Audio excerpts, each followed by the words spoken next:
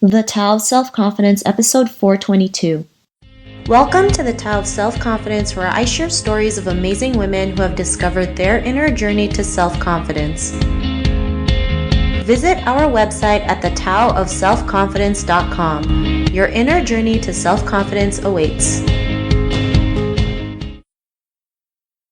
Well, hello friend. Welcome to the Tao of Self-Confidence, where I share stories of amazing women who have discovered their inner journey to self-confidence. I'm your host today, Sheena Yap Chan, and today I have a phenomenal lady on the show today. She is the co-founder of KULET, and I'm just really excited to have her on and share her story with us today. So without further ado, I'm going to introduce you to Aina Syahirah. Aina, how are you today? Maybe you can fill in a little bit more about yourself to our listeners.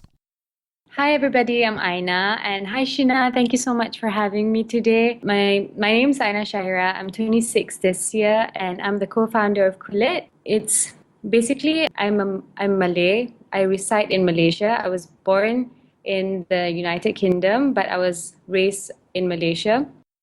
Thanks for sharing that, Aina. And what would be your favorite self-confidence quote?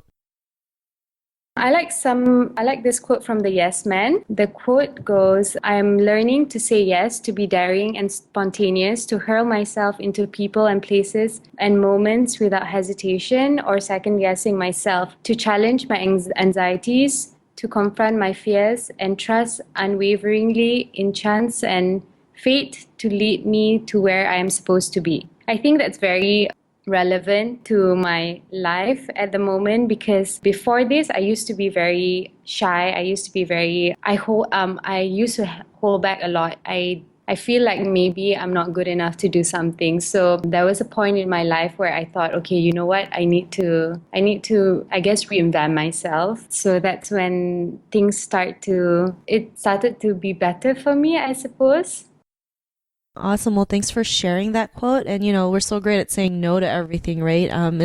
It's easy to just switch it and say yes. It's just learning to take that action. No matter how big or small it is, it's a lot better than not doing anything. And that quote is really great. Just saying yes to what's possible out there. So thanks for sharing that. And in your own words, how would you define self-confidence?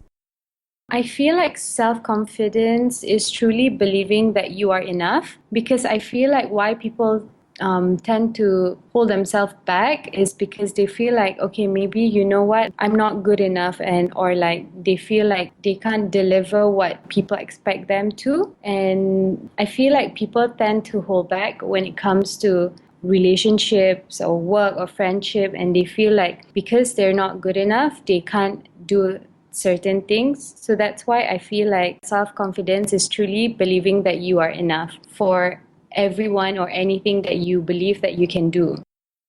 Thanks for sharing that. And I think that's a great definition. Just having that belief that you're enough is really important. I mean, if you don't have that belief, you're not going to go out there and do, the things that you want to do, or have that confidence to go out there and take action. So thanks for sharing that great definition. And I know, what was your life like before your discovery of self-confidence? I was very shy because in primary school, because I guess, when you were growing up, that's when it really shaped how you are as a person. So when I was growing up in primary school, I was very shy because I was tall, and I guess in primary school, the boys are not very tall yet, because I guess they haven't hit puberty, or I'm not too sure, but they were slightly shorter than me. And then I was quite tan too, because I was very active in sport. So people always make fun of me in some ways. So I really didn't feel very confident with myself. But as I grew up, I tend to embrace my features, and now I'm very comfortable in my own skin. Thanks for sharing that. And, especially in Asia, it's really prevalent, like, to have, the finer skin, so much whitening products are like promoted out there, right? I'm from the Philippines, so it's the same thing. Like, if your skin's a little darker, it's like they don't see it as being beautiful. Exactly. And I don't get it. I guess it's the worldwide mentality that, you have to have fairer skin to be beautiful, which is not bad, but I feel like it kind of like discriminate people who have darker skin tones. Yeah, I totally agree. I mean, there's nothing wrong with it. I mean, it's just one person's perception. It doesn't mean it's like that's the rule. I think people forget. Yeah, people forget to forget about that, right? Like, it's just someone's perception, and that, beauty is beauty is yourself, right? No matter what your skin tone is. And, what was that point in your life when you realized you can go out there and, be the person that you are today, have that confidence, know that you are good enough to go out there and follow your dreams? What was that aha moment? I had a lot of aha moments. It's just that I guess most of it weren't as successful as others. But one of my aha moments that I really value was when I decided to follow my intuition to go to Singapore. I'm in Malaysia now. So there was a fashion show because I adore this one personality in Malaysia. She's Tengku Shanala Jamida, and she's a fashion icon, and she's also a mother of two, and she has a lot of other businesses as well. So I adore her from afar, and I follow her on social media. And one day I saw that she had a fashion show. She was hosting a fashion show in Singapore, and she on her Facebook she wrote that whoever wanted to get a ticket, just DM her. And I thought at that moment, I was like, okay, if I don't do it now, I wouldn't have gotten the chance to know what my life could be if I, just didn't follow through what I wanted to do at that moment. So that's when I messaged her. I sent her a private message telling her that, I'm interested to go to the fashion show, even though at that moment I wasn't really sure what it was about. I just wanted to meet her in person. So that's what I did. I messaged her, and then she said, "Are you in Singapore?" I said, "No, actually I'm in Malaysia, but I'm willing to go to." I said to her that I can go to Singapore and attend the fashion show if there's still tickets and whatsoever. And then she said, okay. So that's when I called my dad and I said, I think I'm going to Singapore next week. And he was like, are you going alone? I said, yes. And then he asked me, are you sure you're going to be all right? And I said, I'm going to meet this lady that I think will give me the opportunity that I think would really be great for my future. And he was very supportive about it. And when I went to Singapore, I met her and she was very sweet. One thing about me is that when I get nervous, I tend to blab a lot. So when I saw her for the first time, I said hi to her, and then I started telling her my background, what I was studying and everything. And I said to her, actually, I'm here because I really want to work with you. Whatever it is, as an intern or whatever you're looking for, I really want to work with you because I adore you and I want to learn everything from you. And she was so shocked at that moment. She didn't know what to say, I guess, because she was overwhelmed because we were complete strangers at that moment. So when I told her about that, she gave me her card. And when we came back to Kuala Lumpur, I contacted her and then we had a meeting. It was an interview meeting, and then she said that, okay, you got the job. And I did an internship with that company, that fashion house called Jonathan Liang. And that's how I guess my journey starts in the fashion industry in Kuala Lumpur. Awesome. Well, thanks for sharing that. That's a great story. Most people would be too scared to do that, right? Especially you had to travel from Malaysia to Singapore just to meet this person, but you were willing to do whatever it takes. And you just knew there was something, about going there that was going to change your life. You didn't know what it was, but you knew there was something. And like you mentioned, you followed your intuition. And, because of that, what's your life been like now?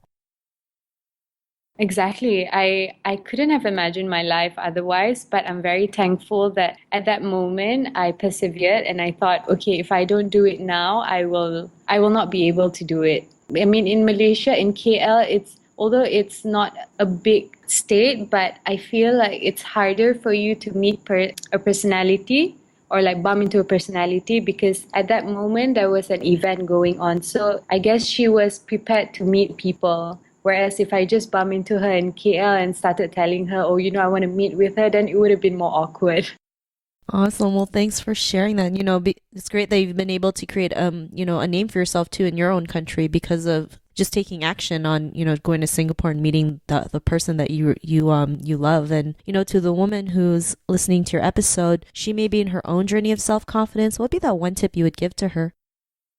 I guess everyone will face their own struggles and challenges. But if you just believe in yourself and know that what you're doing is for your own good, I think you're on the right track. Don't hesitate to ask questions if you're not sure. Don't be too shy to ask for help as well. I guess that's very helpful. Yeah, I guess that's it.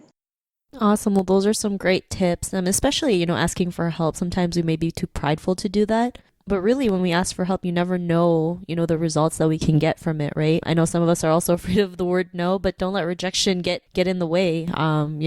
Sometimes it can be a good thing they say no, so don't worry about it. And yeah, just keep going, especially like you said, if you believe in it and if it's for your own good. So thanks for sharing those tips. And if our listeners wanted to get to know a little bit more about what you do or want to get to know you more, is there any links or social media profiles we can connect with? Yes, my Instagram handle is Aina Syahirah, AINASYAHIRAH. And then I also have a website, www.ainasyahirah.com. Awesome. Well, thanks for sharing that. And to our listeners, if you want to connect with Aina, you can also head on over to thetowofselfconfidence.com and search for Aina's name. Her show notes will pop up along with everything else we talked about. And I just really want to thank Aina for taking the time today to share her story and tips with us on self-confidence. So thank you so much, Aina. Thank you so much, Sheena, for having me. It was great having you on the show. So listeners, be on the lookout for another new episode of another amazing woman's journey to self-confidence. And we'll talk to you soon. Bye for now. Thank you. Bye-bye. Thank you for tuning in to another amazing episode of The Tao of Self-Confidence. Visit our website at thetowofselfconfidence.com to check out cool resources, blog articles, show recaps, and so much more. Your inner journey to self-confidence awaits.